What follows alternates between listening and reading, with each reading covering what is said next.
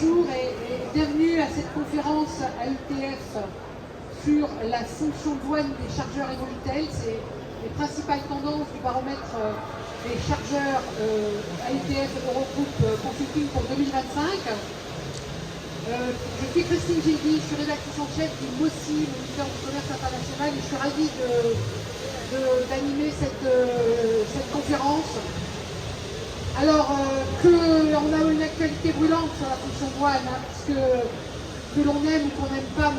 Trump, une chose est sûre, M. Tarifman a rendu très populaire une fonction essentielle au sein de l'entreprise, mais souvent considérée comme un peu trop technique, voire ennuyeuse, la fonction douane, que celui qui l'assume ne fasse que ça ou qu'il le fasse avec d'autres activités. Avant M. Trump, un autre monsieur avait donné à cette fonction une visibilité un petit peu inédite, c'est M. Poutine. En déclenchant sa guerre en Ukraine en février 2022, il a provoqué une avalanche de sanctions internationales dans certains pays, 16 paquets de sanctions pour la seule Union européenne, et dans cet écheveau, beaucoup de mesures concernent la fonction douane et d'autres non douanières. Alors dans ce contexte, on attend avec impatience évidemment les résultats de ce baromètre. Ce baromètre, je rappelle, c'est la perception qu'ont les chargeurs de la place et du rôle de cette fonction douane dans leur entreprise. Jean-Michel Garcia, qui est ici au premier rang, délégué aux affaires internationales de l'AITF, va dans quelques instants présenter les principales tendances pour cette année. Puis nous ferons réagir trois intervenants, dont un représentant des chargeurs, un représentant de l'administration des douanes françaises et un représentant des commissionnaires de transport. En Europe, on les appelle les représentants en douane enregistrés, les RDE. Bonjour Romuald Dory. Je crois qu'il y a une petite coquille sur votre... Non, c'est bon, ça a été corrigé. Donc bonjour Romuald Dory, vous êtes vice-président de la commission douane de l'AITF et dans vos activités professionnelles, vous êtes responsable douane chez NTN SNR, un groupe industriel spécialisé dans les roulements, toutes sortes de roulements, pour l'automobile, l'aéronautique, etc. Marc Fabre-Garu, chef de la mission Action économique et entreprise de la douane française. Bonjour Marc. Et Khalid Alani, vice-président de la commission douane de TLF Overseas et directeur des affaires douanières chez Clasquin. Alors avant quand même de lancer M. Garcia, je ne résiste pas à la tentation de vous poser la question. Avez-vous des premières réactions sur la salve de nouveaux droits de douane annoncée par M. Trump hier soir? Prenez vos micros, qui veut parler en premier? Ça sera un rapide tour de table, je pense qu'on y reviendra à la fin de la conférence. Oui, je pense qu'on est un peu comme tout le monde, on suit l'actualité de près vis-à-vis des États-Unis. Donc, hier a été publié par Donald Trump toutes les séries de mesures à l'encontre de tous les pays du monde. Ce qu'on retient là en premier lieu, c'est qu'on entend parler de 20% de surtaxe pour tout ce qui vient de l'Union européenne vers les États-Unis. Après, je ne vais pas forcément parler des autres pays, mais effectivement, 20%, ça fait quand même réagir. 25% depuis minuit heure locale aux États-Unis sur tout ce qui est pièces de véhicules et véhicules. Donc ça va avoir des impacts assez conséquents. Alors je parle de l'automobile parce que effectivement, vous avez précisé que je suis dans une entreprise qui fait aussi de l'automobile. Ce qu'on va chercher à déterminer maintenant, il met ça en conséquence par rapport aux 10% de droits de douane appliqués sur les véhicules américains en Union européenne. Plus une histoire de TVA aussi qui aurait été prise en considération dans le calcul. On va essayer de chercher à bien déterminer quels sont les impacts maintenant pour nous, puisqu'on a quelques incertitudes sur la liste exhaustive de produits, parce qu'on entend parler d'exceptions aux États-Unis. C'est un peu trop à chaud là pour avoir les idées claires sur ce qui va se passer. Mais voilà, c'est le contexte économique qui est très très incertain. Monsieur Fabre-Garu, beaucoup de boulot pour vos collègues douaniers américains, non? Effectivement, alors on a un conseiller douanier, on appelle conseiller douanier l'attaché douanier à Washington avec son équipe. Tous les matins en se réveillant, on trouve une salle de mail, ce qui était le cas ce matin, nous annonçant la déclinaison des mesures, la compréhension qu'il en a, parce que comme dit Romuald, il faut encore affiner tout ça, notamment les exceptions, les exemptions. Je me suis levé ce matin, j'ai lu tout ce qu'il avait écrit. J'ai vu qu'il était quand même positif en me disant il y a une bonne nouvelle, l'Europe n'est pas divisée, on n'a pas des taxes par pays, mais c'est bien pour l'Union européenne. Alors, je me suis dit s'il faut se féliciter de cette peut-être bonne nouvelle. Pour le reste, nous on va en parler tout à l'heure, mais on va mettre en place des mesures d'information pour toutes les entreprises qui sont touchées. Donc peut-être qu'on en parlera un peu plus tard. D'accord. Monsieur Alain. Oui, comment compléter ça? Effectivement, on attend quand même assez impatiemment la liste des produits, parce qu'aujourd'hui on a les taux, on a les pays concernés, mais on n'a pas la liste des produits frappés par ces mesures. Et on attend également de savoir ce que l'Union européenne va réputer. Puisque pour le moment on ne parle effectivement que des mesures américaines, mais il y a aussi tous les lots de mesures en réponse que prépare l'UE qui sont censés entrer en vigueur à la mi-avril. Donc il va falloir surveiller tout ça et effectivement être attentif aux conséquences, notamment douanières du sujet. D'accord. Bon, Et puis on parle bien d'Union européenne, effectivement pas par pays, mais on a quand même la Réunion qui se détache avec des taxes à part, donc il faut un peu comprendre tout ça. D'accord. Je pense qu'on y reviendra à la fin de la conférence et sans plus tarder, donc j'appelle Jean-Michel Garcia pour présenter les principales tendances du baromètre 2025.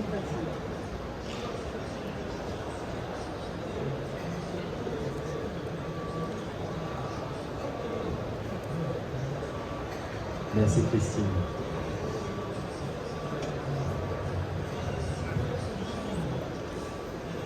Bonjour à tous.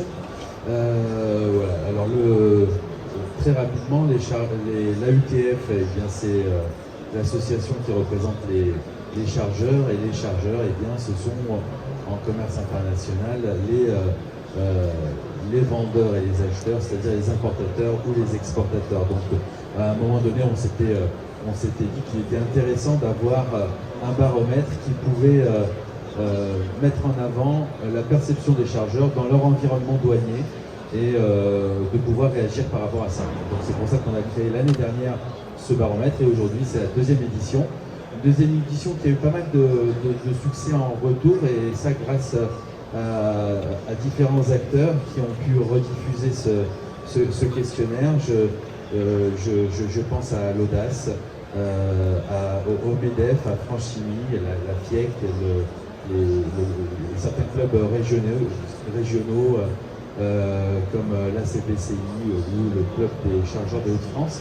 Donc il y a pas mal de monde. Alors j'en oublie certains et j'en suis désolé, mais c'est vrai que c'est très intéressant que tous les acteurs se soient sentis impliqués dans cette réflexion et qu'on puisse aller toucher les chargeurs de tous les horizons. Donc vous l'avez vu, les questions qu'on va se poser, il y a six grandes thématiques. La relation avec les RDE, les représentants douane enregistrés, la qualité de la relation avec les expressistes, mais aussi avec l'administration douanière, la perception des formalités et procédures douanières, la perception des chargeurs sur le contrôle et les contentieux, et enfin le rôle de responsable douane, puisque c'est au responsable douane qui s'adresse ce questionnaire, eh bien, comment je perçois mon rôle dans l'entreprise. Et donc là, sans plus aller loin dans le suspense, voilà par catégorie les résultats qui sont classés en termes de perception. Alors, apparaît en première position la perception des représentants douane enregistrés hors expressistes. Effectivement, donc on verra un petit peu le détail tout à l'heure. L'administration douanière qui est très très bien perçue également par les chargeurs. La perception des contrôles au contentieux, là on commence à être un petit peu sur la moyenne, puisque je vous rappelle que ce questionnaire, chaque question c'est noté de 1 à 10, donc la moyenne elle se situe autour de 5,5. Donc là quand on commence à être à 5,4, ça veut dire qu'on commence à être un petit peu en dessous de la moyenne. Mon rôle de responsable douane, et bien là effectivement on commence à voir qu'il y a des questionnements qui se posent. Ma perception des formalités et procédures douanières, ça commence à être un peu plus négatif, et pour arriver effectivement à la relation avec les expressistes où ça pose effectivement quelques soucis. Alors on va faire très vite, parce que l'objet c'est pas de rentrer, il y aura effectivement un document qui va être finalisé, et un document d'ailleurs où vous verrez il y a toute la répartition des notes qui est faite.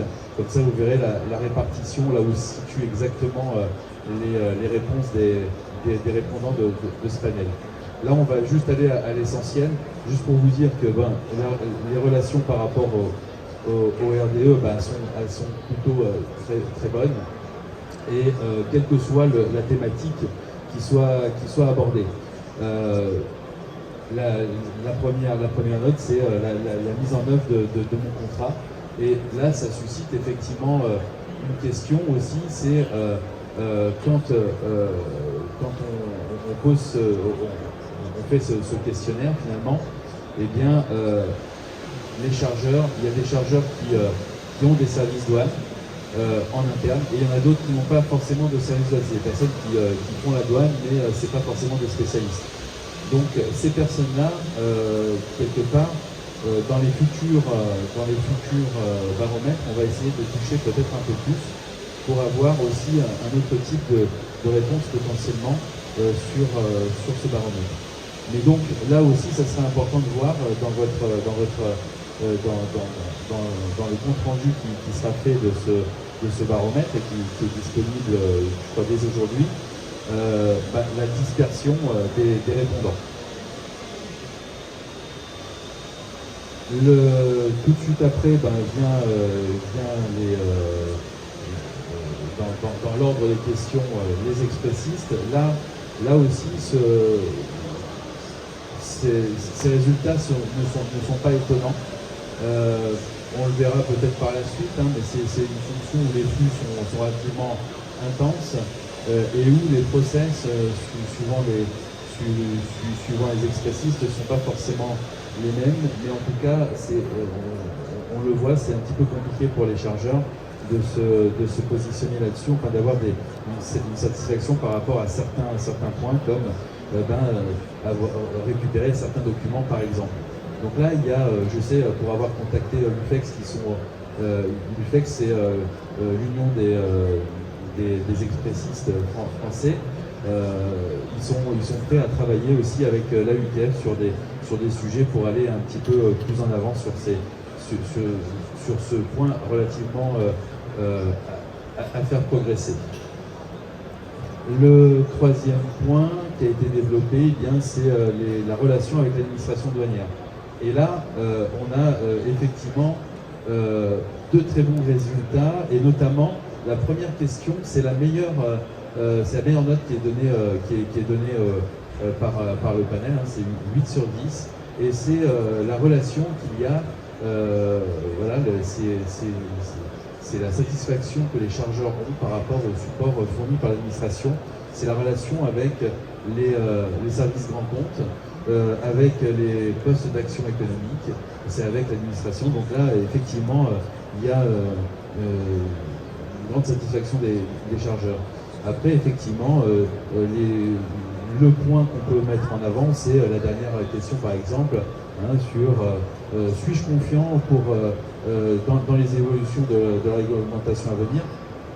Sous-jacent, est-ce que je trouve que les réglementations sont en ligne avec les intérêts de mon entreprise? Bon, là, effectivement, on est en dessous de la moyenne, puisque je rappelle que la moyenne, on est à 5,5.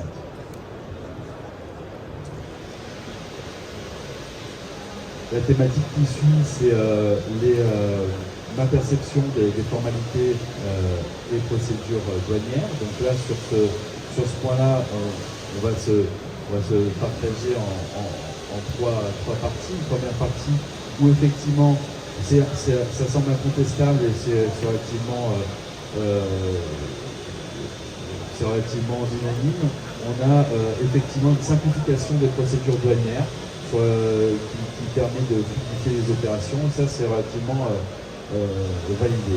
Après, effectivement, quand on rentre dans le détail, eh bien, on voit, en se posant certaines questions sur Est-ce que ça simplifie, est-ce que ça rend plus facile les procédures? Est-ce que c'est plus facile de corriger? Là, eh bien, c'est beaucoup plus tendu. On a rajouté d'ailleurs une question sur Delta I, sur suis-je confiant à la mise en place de Delta I? Là, effectivement, on commence à se poser certaines questions, puisqu'on enchaîne report sur report, et puis ça demande quand même beaucoup de travail. Donc ça, c'est des sujets qui sont sur la table. Donc voilà, quelques questions qui sont aussi dans cette question, dans ce groupe de questions qui est pour voilà, les procédures. L'idée, c'est qu'on veut les simplifier, et c'est au final on veut que ça coûte moins cher. Est-ce que c'est le cas? Eh bien, quand on regarde la dernière question, par exemple, sur le coût des prestations douanières internalisées ou externalisées tend à baisser, c'est pas du tout le cas. Donc là, effectivement, c'est un sujet qui pose question au sein des entreprises. On voit effectivement de la fluidité, mais pas forcément de facilité et pas forcément des coûts qui baissent. Le point suivant, eh bien, c'est ma perception par rapport au contrôle et contentieux. Là, effectivement, on voit que les contrôles ex-ante, c'est-à-dire juste avant le dédouanement de la marchandise, eh bien, ça n'est pas tellement pénalisant. C'est des choses qui sont plutôt bien maîtrisées, bien perçues par les chargeurs, en tout cas. Les amendes elles-mêmes, eh bien, elles sont relativement comprises et acceptées. Donc ça, c'est quand même un point qui est positif, c'est-à-dire qu'il y a une certaine pédagogie qui est faite, une certaine compréhension des choses. Maintenant, quand on va un peu plus dans le détail, est-ce que le traitement des contentieux est plus rapide, ou est-ce que le nombre de contrôles douaniers baisse? Là, ça reste stable. Le point qui est important, c'est les contrôles ex post, c'est-à-dire une fois qu'il y a eu le dédouanement de fait, c'est des contrôles qui se font après coup. Et là, effectivement, on s'aperçoit que ça demande beaucoup de ressources en interne, et c'est des dossiers, plusieurs dizaines de dossiers qui peuvent être demandés. Ça peut prendre plusieurs temps à examiner. On a un temps limité pour fournir les dossiers. Là, effectivement, ça pose effectivement des problèmes. Le point suivant et dernier point qui est évalué, c'est mon rôle de responsable au sein de l'entreprise. Et là, c'est pareil, on peut le partager en trois. Eh bien, on voit que ma fonction est bien comprise et elle est bien positionnée dans l'entreprise. Donc là, on s'adresse, ce panel-là de répondants, on sent que c'est quand même des experts qui ont vraiment une maîtrise et qui ont un poids dans l'entreprise. Est-ce que suis-je satisfait de ma rémunération? Là aussi, on est dans quelque chose qui correspond à quelque chose de satisfaisant. Et puis après, eh bien, on voit ma communication sur les changements réglementaires à venir est bien accueillie. Là, c'est plutôt oui, mais c'est pas l'extase quand même. Et puis là, on commence à avoir un petit peu de problème, c'est notamment sur la mise à disposition de ressources pour les opérations douanières et non douanières et réglementaires, etc.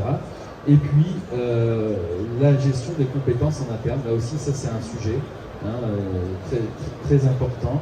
Le recrutement, la formation, l'évolution des personnes, et c'est une fonction qui évolue et on le verra par la suite. Donc, effectivement, ça c'est un point qui est négatif. En tout cas, c'est perçu comme tel au sein des entreprises. Et on va peut-être voir pourquoi tout à l'heure. Et on a rajouté une question cette année sur les nouvelles réglementations. Alors ces nouvelles réglementations qui sont pour le coup pas forcément douanières, est-ce que ça a un impact sur l'activité? Eh bien, ça a un gros impact, effectivement. On voit que alors la question a été posée de telle sorte, est-ce que ça n'a pas d'impact? Alors Donc effectivement, c'est le fait de l'impact qui est négatif. C'est-à-dire que ça prend beaucoup plus de temps que sur les opérations en douane que nécessaire, et donc ça demande, et on le verra par la suite, une implication sur d'autres sujets dans l'entreprise. Donc voilà un petit peu pour terminer sur ce baromètre douanier des chargeurs, baromètre qu'on va continuer à faire progresser, puisque on s'aperçoit que le panel, ce serait bien aussi de le qualifier pour voir si c'est plutôt les grandes entreprises, les plus petites entreprises qui sont sujettes à certaines réponses. Et donc voilà un sujet que nous allons tous suivre régulièrement.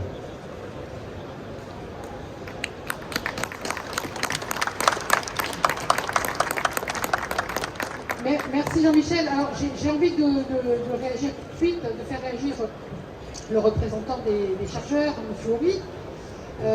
Alors la note assez moyenne, 5,1 sur 10, obtenue sur la question du rôle du responsable de douane dans les entreprises. Vous êtes dans une entreprise de taille assez conséquente.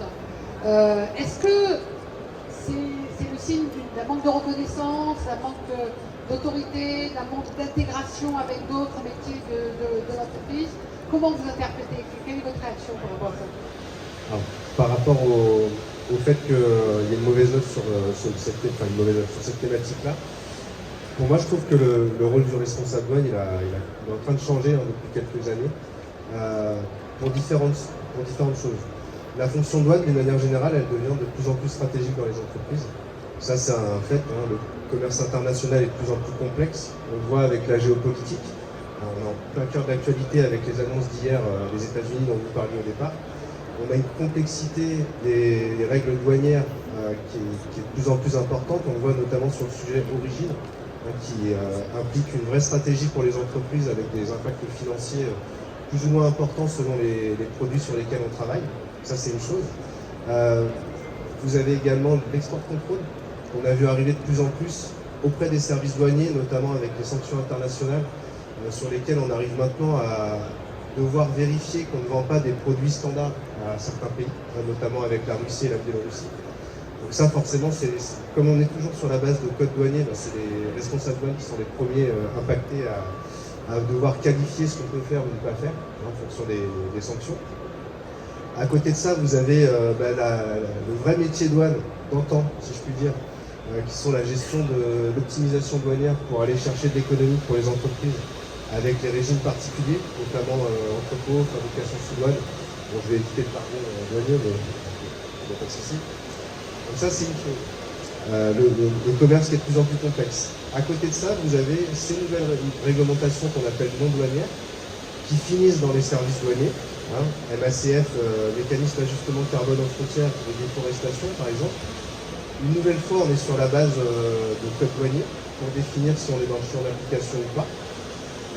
Ce qui fait que ça, c'est suivi par les services douaniers en interaction avec d'autres fonctions d'entreprise. Tout ça, ça amène, ça acquiert un degré stratégique aussi dans l'entreprise, puisque quelque part, on parle soit de taxes quand on va parler de MACF, soit d'environnement, enfin, le MACF est aussi d'environnement, mais la déforestation, c'est d'aller un peu chercher des informations chez nos fournisseurs dans tous les cas de figure. Mais ça va au-delà de l'environnemental. Vous avez toute une structure à mettre en place pour se plier à ces nouvelles réglementations. Des sujets qui sont techniques, difficiles, puisque là on n'est vraiment pas sur du métier de douane. Ça pousse à aller chercher de l'information chez nos fournisseurs. Ça pousse à assurer un suivi régulier de tout ça, à mettre en place donc, la structure organisationnelle qui va avec pour gérer ces sujets, des bases de données pour identifier toute la donnée qu'on va récupérer. Et tout ça, à un moment donné, ça a un coût. Ça va au-delà de l'aspect taxe du MACF, par exemple. Donc ça explique un petit peu la note la plus faible qu'on a eue sur la catégorie avec 2,9.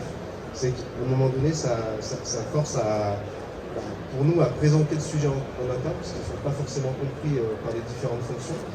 mais tout en étant obligé de s'assurer de pouvoir interagir avec les fonctions de l'entreprise pour répondre aux problématiques.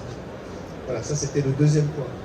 Le troisième, parce que c'est pas suffisant, dans le contexte international complexe, ces nouvelles réglementations. Mais à côté de ça, on a une troisième source de travail qui s'ajoute, c'est les évolutions de la douane, je dirais. La digitalisation, la réforme de l'union douanière, c'est ça? Voilà, la réforme de l'union douanière avec l'harmonisation européenne qui est en train d'arriver petit à petit. En premier lieu avec les systèmes informatiques des douanes, plus la réforme de l'union douanière au global qui sera beaucoup plus long terme. Le thème principal du moment, c'est Delta Import, bien évidemment. Donc, ces trois éléments font qu'on a une actualité douanière qui est très très riche. Je ne sais pas si, j'imagine que tout le monde suit la veille réglementaire, c'est au quotidien des publications sur les trois thématiques que j'ai évoquées. Ce qui fait que tout ça, ça devient complexe. Donc oui, on a un peu le sentiment d'avoir des difficultés pour agir, puisqu'on est un peu confronté à tous ces éléments qui tombent en même temps, je dirais. Ça nécessite quand même beaucoup d'agilité pour s'assurer de mettre en place des solutions qui soient pertinentes en fonction des sujets, tout en respectant les échéances. Parce qu'en ce moment, on a un peu l'impression que tout va très vite et il faut assez rapidement s'adapter. Voilà, ça c'est le premier point. Donc, on a aussi des incertitudes sur tous ces nouveaux sujets qui tombent, sur les modalités d'application. Parce qu'on voit qu'il y a des reports, c'est un petit peu évolutif en fonction de la complexité des sujets. Tout ça pour arriver au fait qu'il faut aussi gérer nos compétences en entreprise. Je reprends un peu les différents points du rôle de responsable, mais note de 4,2 sur la gestion des compétences, c'est qu'à une époque, on cherchait des profils plutôt douaniers. Maintenant, face à tout ça, on a besoin de profils qui soient très polyvalents, à l'aise avec l'informatique, pour aller gérer de la data. On va de plus en plus vers des données. Voilà, donc c'est un peu complexe. Pour conclure un peu la réponse à cette question, le côté positif de tout ça, c'est qu'on est de plus en plus sollicité pour les aides en termes d'aide à la décision dans l'entreprise, puisque ça devient stratégique. Mais face à la complexité de tous ces sujets, on a un peu le sentiment d'avoir des difficultés à agir. Comment prendre tout ça d'une manière macro et avoir des décisions pertinentes sur un métier qui s'en joue. Ça m'inspire une deuxième question, puis après je passe à l'intervention. Mais est-ce que la direction d'entreprise management reconnaît l'importance de cette fonction? De plus en plus. Et est-ce que vous recrutez dans vos services? Alors, par rapport à mon entreprise ou de manière globale? Donnez le cas, parce que je sais qu'il y a des écoles de douane qui ont été créées dans les dernières années, et qu'effectivement, il y a des besoins en compétences dans ce domaine-là, comme il n'y en a jamais eu pendant longtemps. C'est un peu général, mais... En tout cas, pour ma propre expérience personnelle, ça fait 13 ans que je travaille dans l'entreprise où je suis. Au départ, c'était plutôt un domaine qui était cloisonné, un peu dans son coin. Je ne veux pas dire les mal-aimés, mais bon, c'était quand même à part. Et ça c'est devenu de plus en plus démocratisé. Le ressenti, c'est qu'on est de plus en plus sollicité sur tous les sujets. Ça devient vraiment très transverse dans l'entreprise, c'est, je dirais, incontournable dès qu'on fait du commerce international, bien évidemment. Et le constat, c'est que l'équipe douane a augmenté. On était 2 il y a presque 14 ans. Maintenant, on est 7. Donc, on voit la différence. Donc, société qui a de plus en plus d'international, qui a grandi sur ce domaine-là. Mais également, le fait qu'on ait de plus en plus de complexité, ça nécessite de la ressource pour traiter tous les sujets, bien évidemment. Oui, mais je vous ai posé cette question parce qu'en fait, on constate dans beaucoup d'entreprises comment on s'internationaliser. Elles créent carrément des services de réglementation douane. C'est ça. Et ils font aussi la veille sur les brevets, la R&D, elles font une espèce de gros pôle. Voilà, c'est très important. Et on se rapproche de l'export contrôle de plus en plus. Absolument. Alors, justement, on y vient. Monsieur Fabre-Garu, donc pour la douane, voilà, l'appréciation de la qualité globale des chargeurs vis-à-vis des relations avec la douane est plutôt bonne. Vous êtes largement au-dessus de la moyenne, 6,6 sur 10. Mais il y a un débat d'amélioration, on l'a vu. Il y a les histoires de contentieux, mais peut-être tout de suite, puisqu'on rebondit là-dessus, sur les nouvelles procédures douanières européennes. ICS2, je crois, a été reporté au mois d'août. plusieurs fois, enfin la dernière fois c'est au mois d'août, dans l'ICS c'est un temps de contrôle système. Comment vous accompagnez les entreprises et comment améliorer souvent la transition des entreprises dans ce nouvel univers? Très bonne question. Alors effectivement, merci à la UTF de m'inviter ici à intervenir. Moi je dirais plusieurs réponses. Je vais vous donner déjà peut-être la vision interne qu'a la douane, parce qu'en ce moment, les changements que vous vivez, on le vit aussi. Donc on est dans un cycle de discussion avec les organisations syndicales qui nous discutent, mais les réformes vont trop vite, ça va trop vite, le métier change, la manière de travailler change, l'outil informatique change. Imaginez une veille écran avec plusieurs applicatifs, c'est compliqué. Donc on voit que tout ça va très vite pour tout le monde. Alors c'est peut-être que pour vous, ça ne relativisera pas la difficulté, mais pour nous, c'est aussi compliqué la conduite du changement par rapport à tous ces systèmes d'information. Pour la deuxième chose qu'on peut dire, c'est qu'on accompagne. Alors on accompagne comment? On accompagne déjà en travaillant ensemble. Je pense que si on est ici, Jean-Michel, et encore une fois merci, c'est que l'année dernière on a signé une convention avec la UTF. Pourquoi signer une convention? C'est pour se parler, travailler ensemble pour l'application de tous ces programmes informatiques. Alors le travail ensemble, il se fait avec les adhérents de la UTF dans les commissions douanes. Il se fait aussi à travers des interventions. Jean-Michel était venu la semaine dernière à notre séminaire des chefs des pôles d'action économique. On se parle et les difficultés qui sont relevées par les chargeurs, elles nous remontent. Donc ça, c'est important qu'on ait ce dialogue régulier. Nous, on ne peut pas tout savoir. J'en profite pour saluer Nathan, qui est mon binôme, avec qui on travaille sur ces sujets, mais nous, on représente les pôles d'action économique. Donc on a intérêt à avoir ce dialogue justement pour que les difficultés puissent nous remonter et pour qu'on puisse réagir quand il y a quelque chose qui est identifié comme étant une difficulté, on va dire géographique, une difficulté sur un outil informatique. J'ai à côté de moi Khalid avec TLF qui représente les RDE, ce sont ceux qui déposent des déclarations en douane pour les chargeurs. On a évidemment ce dialogue aussi. Even, je pense que j'étais tous les jours au téléphone ou presque. Donc on a ce deux bouts de la chaîne dans le commerce international, les RDE, les chargeurs. Puis j'ai l'Audace en face de moi, donc l'Audace, on a aussi une convention, c'est la formation. Donc tout ça forme un tout. On a évidemment cette possibilité, cet impératif de travailler, d'écouter ce qui se passe, d'écouter les difficultés, d'y répondre. Donc vous, Nathan et moi, représentez Pôle Action Économique, qui tient dans un stand d'ici, donc on va au courant de l'entreprise. Peut-être cette bonne note, elle est là, c'est qu'on va vers l'entreprise, on parle, on discute, on est joignable, on fait ce qu'on peut pour être présent pour telle difficulté. On n'a pas toutes les réponses. On apprend aussi en même temps que tout ça se met en place. Alors, sur la question des contentieux, quand même, il y a des marges d'amélioration. Je pense au contentieux ex-santé, car après est-ce qu'il y a moyen d'améliorer la fluidité des choses? Alors, on va prendre les chiffres du bilan, 2 minutes, le temps d'immobilisation d'une marchandise. Bon, ça veut dire entre le moment où la déclaration est injectée dans Delta et le moment où elle est libérée, c'est plus de 2 minutes. Alors pour tous ceux qui sont frappés par les contentieux, ça a duré plusieurs jours. Nous, ce qu'on constate, et vous l'avez dit en introduction, c'est qu'il y a de plus en plus de réglementations dites non douanières sectorielles. On peut penser au bien d'usage, évidemment des cas sanctions contre la Russie.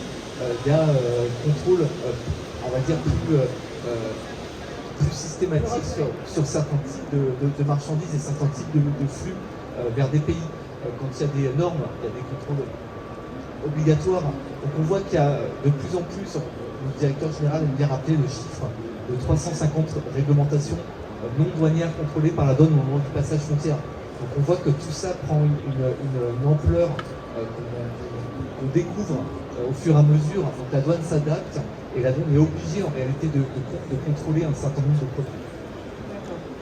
Alors, Monsieur Alali, vous représentez les RDE, les prestataires des chargeurs. Alors, ils sont plutôt bien notés. Moi, j'ai noté 7,6 sur 10, c'est la meilleure moyenne de tout le baromètre. Mais là encore, il semble qu'il y ait des marges d'amélioration. Je pense à une chose en particulier, c'est que certains chargeurs s'inquiètent du fait que votre profession pousse pour développer des contrats de représentation directe au lieu de représentation indirecte, ce qui implique que vous ayez moins de responsabilité s'il y a une bêtise ou un couac. Voilà. Qu'est-ce que vous avez à dire à ça? Je suis ravi que vous posiez la question parce que ça va me permettre de tuer dans l'œuf, on va dire, cette idée reçue. La représentation en douane n'a strictement aucun impact sur le régime de responsabilité des représentants en douane.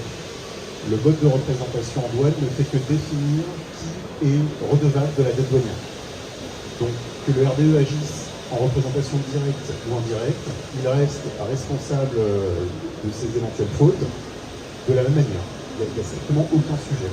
La raison pour laquelle les RDE aujourd'hui ne souhaitent pas agir en représentation indirecte, c'est simplement que ce mode de représentation implique qu'il soit le redevable de la dette douanière. Redevable d'une dette pour des marchandises qui ne leur appartiennent pas. C'est aussi simple que ça.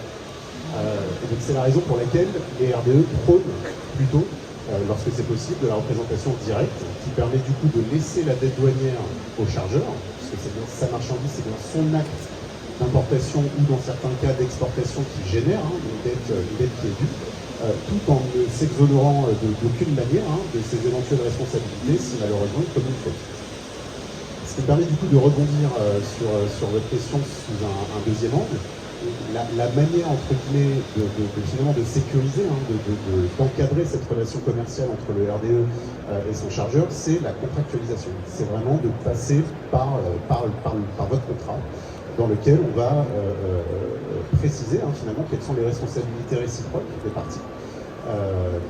Là où aujourd'hui, faute peut-être de temps ou de popularité du contrat, on passe davantage sur des conditions générales, qui par définition sont générales et ne permettent pas toujours de répondre à l'enjeu, finalement aux mêmes considérations de l'entreprise. Donc, l'un des messages moi que je souhaitais faire passer, c'était de ne pas hésiter à revenir vers vos RDE pour mieux formaliser finalement cette relation commerciale et de ne pas uniquement passer par les CGV, mais vraiment de contractualiser en bonne et due forme. Absolument. Et un troisième point qui vous permet aussi de comprendre pourquoi les RDE ne sont pas très fervents de la représentation indirecte.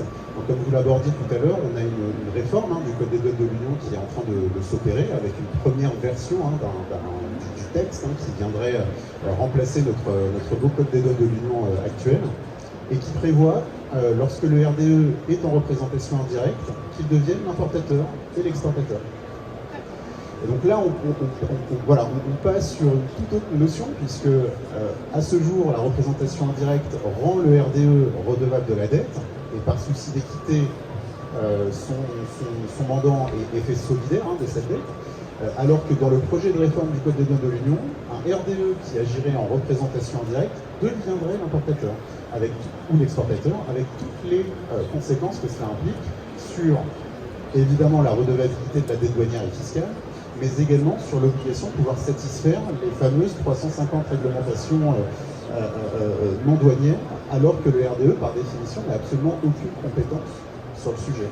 Sa compétence, son professionnalisme repose sur l'expertise douanière, l'expertise déclarative. Or, si on met la responsabilité sur un RDE de s'assurer qu'une marchandise est conforme pour la mise sur le marché, par exemple, je crains malheureusement que beaucoup de marchandises ne restent bloquées. Parce que le RDE ne sera jamais en mesure de challenger la conformité d'un produit ou autre. Mais comment vous allez vous adapter à cette nouvelle donne On milite, on fait du lobbying pour effectivement tenter de faire abandonner cette notion, ce rapprochement finalement entre le rôle de représentant en douane indirect et ce rôle d'importateur et d'exportateur. Alors on a des discussions avec le MEDEF, avec l'administration des douanes, avec les différentes instances professionnelles au niveau national et européen, pour tenter de faire comprendre finalement que si cette version du texte devait passer, il n'y aurait de toute façon plus de représentation en direct. D'accord. Ok, le temps file, malheureusement, il nous reste un peu de temps. Alors, un grand absent parmi les intervenants, les expressistes. Bon, c'est peut-être parce qu'ils sont très mal notés par les chargeurs, 4,2 sur 10 en moyenne. Vous voulez peut-être donner une explication, Jean-Michel ?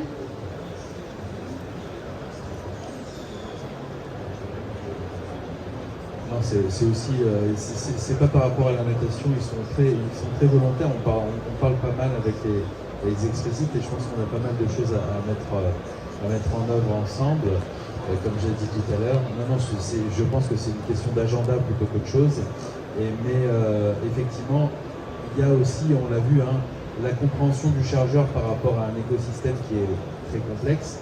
Voilà, on a bien sûr un ressenti sur certaines choses. Forcément, les contrôles sont nécessaires. Forcément, ça prend du temps. Forcément, ça gêne. Bon, voilà, mais c'est quelque chose de nécessaire. Bon, la représentation directe, indirecte, c'est aussi une perception, une compréhension de certaines choses. Là, c'est bien d'avoir des explications qui sont très claires sur ces sujets-là, peut-être à peaufiner aussi par la suite. Effectivement, il y a des questions qui se posent au niveau européen par rapport à l'évolution du code des douanes, etc. Donc ça, c'est des points dont il faut parler assez régulièrement et fortement pour éviter effectivement les dérives qu'il pourrait y avoir, effectivement. Donc non, il n'y a pas de réponse particulière par rapport à ça. Je pense qu'il y aura, il y a surtout à se poser et puis à trouver avec les expressistes peut-être qui ont des modes des process très, très différents les uns des autres, qui ont cette notion de rapidité à avoir, à gérer, qu'il faut aussi peut-être prendre en compte.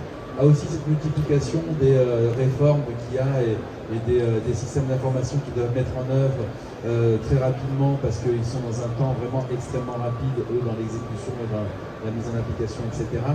Bon, chaque acteur a ses difficultés. Nous, ce qu'on a, c'est que comme chargeur, on a des attentes et ces attentes-là, on va essayer de travailler avec eux justement pour essayer de faire quelque chose. On avait déjà dans l'idée de le faire l'année dernière.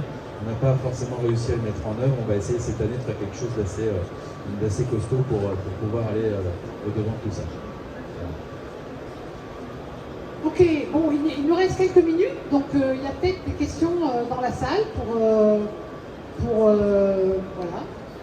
Personne n'a de questions sur... Moi j'en aurais une toute petite du coup. On a parlé tout à l'heure du nouveau régime douanier américain, qui vous reste certes à comprendre dans tous ces détails. Quand on exporte aux États-Unis actuellement, est-ce qu'on n'a pas intérêt quand même à demander à l'importateur américain de tout faire? Parce que là, ça devient extrêmement compliqué, non? Nous, on a toujours déconseillé le DDP, c'est la question. Là, je pense que c'est encore plus vrai, mais quel que soit le pays, c'est toujours compliqué d'envoyer des marchandises en DDP, c'est-à-dire d'être responsable à la fois de la douane export et de la douane import. Oui, je rejoins Marc, il y a un principe en commerce international, en matière douanière, qui dit « chacun fait sa douane chez lui ». Et c'est beaucoup plus simple de fonctionner comme ça et d'éviter justement les extrêmes des incoterms, DDP effectivement à l'export, mais également l'export qui au départ de l'UE est incompatible, je le rappelle, avec la nouvelle définition de l'exportateur. Donc de bien maîtriser et négocier ces incoterms, c'est aussi s'économiser beaucoup de problématiques malheureusement quand on se trompe et qu'on a la charge finalement d'une formalité qu'on ne maîtrise pas et qui a pour conséquence finalement de bloquer la chaîne logistique. J'ai une autre question toujours sur le même sujet, sauf s'il y a quelqu'un qui a envie de poser une question dans la salle. On en a pour 4 ans avec Donald Trump, là. Est-ce que faire du commerce international avec les États-Unis ne va pas devenir très très compliqué? Est-ce que ça va pas... On attend les contre-mesures européennes qui vont être définies mi-avril. Il semble aussi qu'il faille faire attention à ce qu'on fait fabriquer en Chine et qu'on réexporte aux États-Unis, parce qu'on peut aussi rentrer dans un certain nombre de coûts. Est-ce que le commerce international avec les États-Unis, c'est quoi? Je dirais que pour certaines entreprises, il est vital, donc ça va être un peu compliqué, il va falloir s'adapter. Forcément, ça va. Toutes ces tensions qui arrivent, ça va mettre à mal un peu les échanges commerciaux avec eux, mais je dirais que ça ne va pas s'arrêter. Donc il va falloir trouver les solutions. pour compléter, je pense qu'on n'en est pas à notre première crise en matière de commerce international. Celle-ci est inédite, hein, parce que je pense que jamais aucun pays n'a instauré de tels droits de douane à l'échelle mondiale. Mais on est résilient, on va s'adapter. On attend effectivement les contre-mesures européennes. La question, c'est de savoir si finalement on n'entre pas dans un tout nouveau jeu où les droits de douane seront, en tout cas pour les 4 prochaines années, à un niveau très supérieur à la normale. Est-ce que le marché ne va pas tout simplement s'adapter finalement à cette réalité économique? Je ne crois pas personnellement à un arrêt total des trades avec les États-Unis. Jean-Michel, quelle est l'ambiance chez les chargeurs là? Enfin, ceux qui travaillent avec les États-Unis. L'ambiance chez les chargeurs, elle est très différente suivant qu'on travaille ou pas et suivant qu'on a des filiales dans tel ou tel pays qui sont plus ou moins touchés par justement ces droits de douane. Ça a des conséquences très importantes sur le chiffre d'affaires. Effectivement, sur la partie transport, la résilience est relativement facile. On diminue les volumes potentiellement ou on génère du stock. Ça c'est l'aspect logistique des choses. Sur l'aspect commercial des choses, il faut s'adapter. Il faut s'adapter soit à réduire les volumes qui vont à destination des États-Unis parce que effectivement il y a moins de consommation, puisque les consommateurs vont aussi peut-être ne plus acheter certains produits parce qu'ils deviennent trop chers. Là on parle de produits finis. Les produits qui arrivent comme pièces dans l'industrie automobile, là c'est autre chose. On est dans du B2B et là il y a un marché extrêmement concurrentiel et ça peut réduire fortement certains flux. Donc ça a une incidence très importante, très grave pour les entreprises. La résilience, elle n'est pas aussi simple que dans la partie transport. La résilience, ça va être de voir comment on oriente les flux commerciaux, quel partenaire on va avoir, est-ce que c'est toujours la même quantité à tel endroit ou pas, et donc il va y avoir une adaptation commerciale de ces flux-là, et j'aurais tendance à dire aussi dans le sourcing, parce qu'on est confronté à des réglementations européennes aussi, on parle de MACF, là aussi, tous les flux, en fait, que ce soit import ou export, sont à revoir.